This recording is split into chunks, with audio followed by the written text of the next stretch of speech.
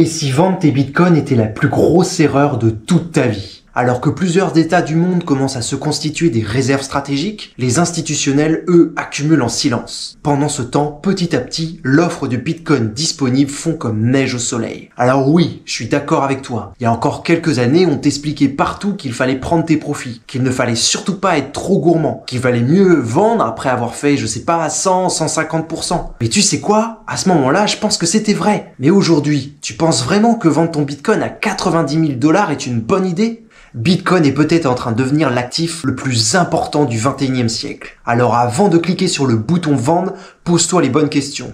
Et si t'as vraiment envie de cliquer sur un truc, explose-moi le bouton j'aime et abonne-toi. Je t'explique tout de suite pourquoi je ne revendrai absolument jamais mon Bitcoin. Je pense que je ne t'apprends rien, mais depuis mai 2025, Bitcoin a franchi la barre symbolique des 100 000 $. D'un côté, il y a les petits investisseurs qui sortent et profitent de la hausse pour vendre leurs ETF ou leurs cryptos. Et de l'autre côté, il y a les institutionnels, qui eux achètent encore plus fort. Coinbase Institutional, qui gère les flux des professionnels, confirme d'ailleurs ce basculement. Le Bitcoin est en train de se transformer en un actif institutionnel comme l'est déjà l'or ou les bons du trésor américain. Ce qui signifie que pour les acteurs sérieux, le Bitcoin n'est plus un pari risqué. C'est une assurance vie, une assurance pour l'avenir. En gros, Bitcoin est en train de devenir comme une sorte de réserve de valeur dans un monde instable. Et comme tu le sais, le monde est extrêmement instable en ce moment. Et ce qui est nouveau, c'est pas juste qu'ils achètent, mais qui achète et pourquoi.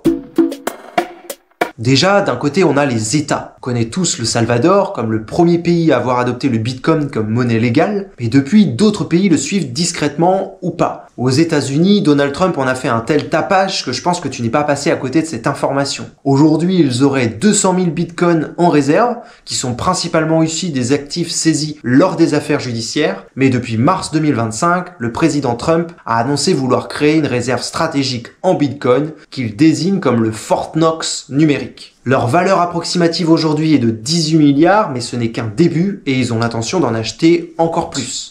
En Chine, la quantité estimée est à peu près de 190 000 bitcoins, donc plus ou moins comme les États-Unis, et pour l'instant l'actif est totalement illégal, donc aucune réserve stratégique n'a été annoncée, mais ils en détiennent quand même pas mal. Il y a le Bhoutan aussi. C'est un petit pays qui a été pris la main dans le sac il y a pas si longtemps en train de miner du Bitcoin avec son énergie hydroélectrique. Et il y a encore une quantité d'autres pays. Là, je me suis dit que j'allais pas te faire toute la liste, mais je t'invite à regarder sur internet et tu vas en trouver au moins une dizaine. Et pour tous les autres pays qui ne parlent pas encore de réserve stratégique, sache qu'ils se posent la question. Même la France et d'autres pays en Europe s'interrogent. Je pense pas qu'ils franchiront aujourd'hui le cap. Peut-être qu'ils le franchiront quand ce sera trop tard, comme c'est souvent le cas en France, mais ils se posent la question. Moi, je vais être franc avec toi, j'ai pas encore beaucoup de Bitcoin, je dois en avoir 0,16. C'est quasiment rien. Mon but, c'est de continuer à en acheter un maximum, mais si je te fais cette vidéo, c'est vraiment pour te montrer à quel point j'y crois. Pour moi, Bitcoin, c'est le futur. Et je ne pense pas être le seul à y croire, car les États y voient une assurance contre le dollar. Surtout dans un monde multipolaire. Et on parle ici de géopolitique monétaire, car posséder du Bitcoin, c'est aussi s'affranchir du réseau SWIFT, de la Fed ou du FMI. Et d'ailleurs, il n'y a pas que les États, les entreprises le font également, comme tel est le cas de MicroStrategy. Et aujourd'hui, cette entreprise, on l'appelle même la banque centrale du Bitcoin, car elle détient plus de 210 000 Bitcoins en avril 2025, mais elle continue à en acheter. Et depuis 2024, une tendance est en train de s'opérer, et on constate que des milliers d'autres entreprises la copient et investissent également dans le Bitcoin. En Asie, par exemple, c'est la société japonaise Metaplanet qui a dépassé les 5000 Bitcoins en réserve. Coinbase a d'ailleurs révélé que 13 000 institutions sont aujourd'hui exposées au Bitcoin grâce à MicroStrategy.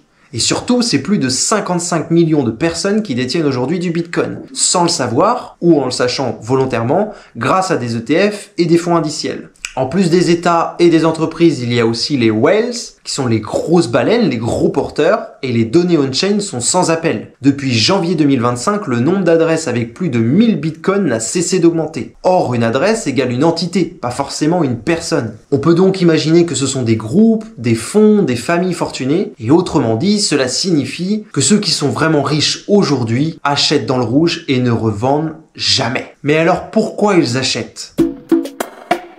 Avant, Bitcoin, c'était juste un simple pari, juste un actif risqué à haut potentiel. Mais aujourd'hui, c'est déjà devenu un actif défensif. Déjà parce qu'il apporte une protection contre l'inflation. Avec l'impression monétaire massive depuis 2020, le quantitative easing, la pandémie, l'Ukraine, les différentes problématiques qu'il y a dans le monde, le pouvoir d'achat fond totalement. Le Bitcoin, lui, a une offre limitée de 21 millions, qui est prévisible, transparente et non manipulable. Pour beaucoup, il devient donc le seul actif véritablement déflationniste. Et ensuite, parce qu'il apporte aussi une assurance géopolitique. Avec les tensions en Ukraine, au Moyen-Orient et les risques autour de Taïwan, les grandes puissances cherchent à diversifier leurs réserves. Or, quand l'or devient trop surveillé ou qu'il est difficile à transporter, le Bitcoin est une option discrète, mobile et sans frontières. Même Larry Fink, le PDG de BlackRock, le dit. Bitcoin est l'or numérique de la nouvelle génération. Et il apporte aussi une décorrélation des marchés. Depuis 2024, le Bitcoin commence à se décorréler du Nasdaq et aussi du S&P 500. Alors quand les actions plongent, le Bitcoin, lui, il ne plonge pas forcément. Des fois même, il rebondit. Le VIX, l'indice de la peur en bourse, peut monter quand le Bitcoin, lui, se maintient. On observe une forme de décorrélation. Alors c'est pas toujours le cas, mais j'ai l'impression que ça se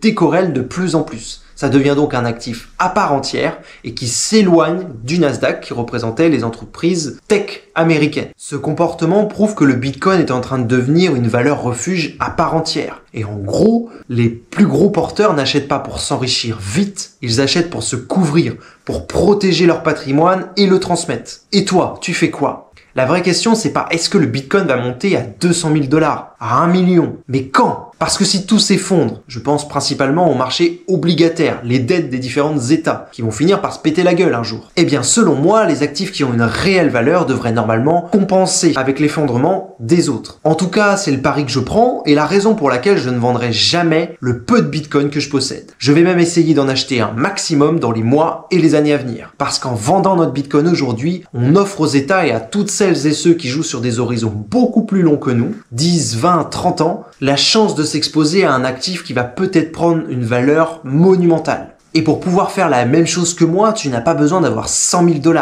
Tu peux le faire petit à petit, comme je le fais chaque lundi en faisant du DCA, Dollar Cost Average. Pour cela, il y a plusieurs méthodes, et si cela t'intéresse, n'hésite pas à me le dire en commentaire, et je t'enverrai soit des applications, soit des techniques, des méthodes, j'en ai plusieurs. Et pour ça, tu n'as pas besoin de suivre les tendances TikTok. Il te suffit de comprendre le fond, ce dans quoi tu investis réellement. Et c'est ce que j'essaye de t'apporter ici chaque semaine. Alors si tu veux comprendre ce qu'est Bitcoin et comment il fonctionne, je te laisse avec ma vidéo sur le mining. Bon visionnage.